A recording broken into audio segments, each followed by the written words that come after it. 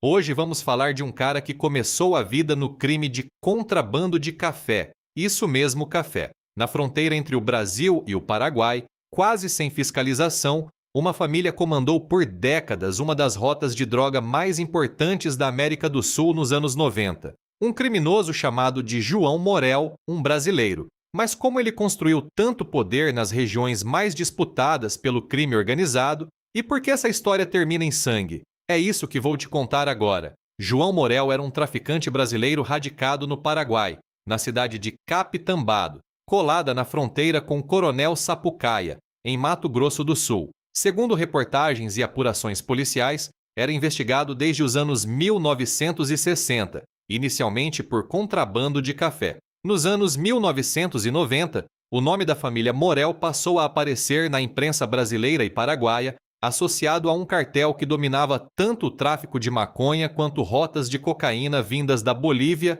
e da Colômbia. Ao lado dos filhos, Ramon e Mauro, João Morel se tornou um dos maiores fornecedores de droga para o Brasil. Para entender o líder Morel, é preciso entender o território. A região entre Capitambado e Pedro Juan Caballero, no Paraguai, faz fronteira direta com Coronel Sapucaia e Ponta Porã, em Mato Grosso do Sul. São mais de 1.000 quilômetros de linha seca, sem barreira natural, sem controle efetivo. O Paraguai é, há décadas, um dos maiores produtores de maconha do continente, com plantações que somavam milhares de hectares. Fazendas na região eram usadas com pistas de pouso próprias, permitindo que aeronaves pequenas levassem carga direto para dentro do Brasil. Foi nesse cenário que o clã Morel operou por gerações. Segundo apurações policiais e reportagens da época, João Morel chegou a ser aliado de Fernando Iglesias, o Fernandinho Beiramar, um dos maiores traficantes do Rio de Janeiro, que teria se refugiado em Capitambado após fugir de uma prisão em Belo Horizonte, em 1997. Dessa aliança, no entanto, nasceu depois uma rivalidade. Beiramar teria identificado a fragmentação entre fornecedores locais e passado a organizar sua própria rota de distribuição, o que, segundo investigações da época, colocou o clã Morel em rota de colisão com quem antes era parceiro. Em março de 2000, João Morel foi preso ao tentar atravessar a fronteira e chegou a depor na CPI do narcotráfico, em Brasília. Em janeiro de 2001, os filhos de João Morel, Ramon e Mauro, foram mortos a tiros de metralhadora em Capitambado. Pouco depois, o próprio João Morel foi encontrado morto, esfaqueado dentro de uma cela, no presídio de Campo Grande. Em 2008, a justiça condenou Fernandinho Beiramar a 15 anos de prisão pelo assassinato de João Morel. Com a queda do clã Morel, o equilíbrio de poder na fronteira mudou. O primeiro a ocupar o espaço deixado, segundo investigações policiais, foi Jarvis Pavão, que chegou a comandar boa parte do tráfico de maconha e cocaína entre o Paraguai e o Brasil ao longo da década seguinte. A queda de João Morel não encerrou a disputa pela fronteira.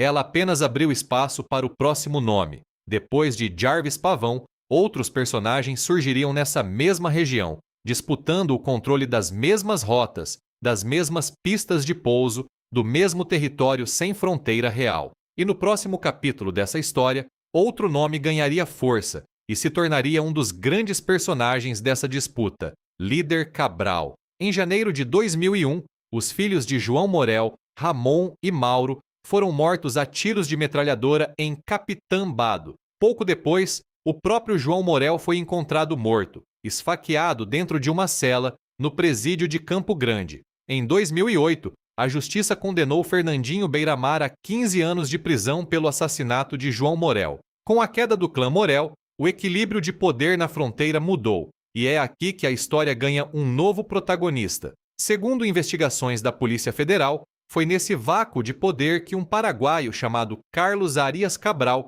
conhecido como Líder Cabral, começou a crescer. Ele já atuava na região desde os anos 1990, mas foi depois da queda de Morel que passou a disputar diretamente o espaço com Beiramar, que àquela altura havia deixado de ser aliado do clã Morel e se tornado o novo poder emergente na fronteira. A disputa entre os dois, segundo apurações policiais, foi violenta. Em janeiro de 2002, a quadrilha de Beiramar teria invadido a fazenda de Líder Cabral em Capitambado. De acordo com a investigação, 9 pessoas foram mortas naquele ataque, entre elas a mulher de Cabral e um filho de apenas 3 anos. Cabral não recuou. Segundo a Polícia Federal, nas 3 semanas seguintes ele organizou uma reação contra a quadrilha de Beira-Mar, que teria resultado na morte de 22 pessoas. O resultado, de acordo com as investigações, foi a expulsão de Beira-Mar do Paraguai. A partir daquele momento, o tráfico de maconha no país passou a ter líder Cabral como principal articulador.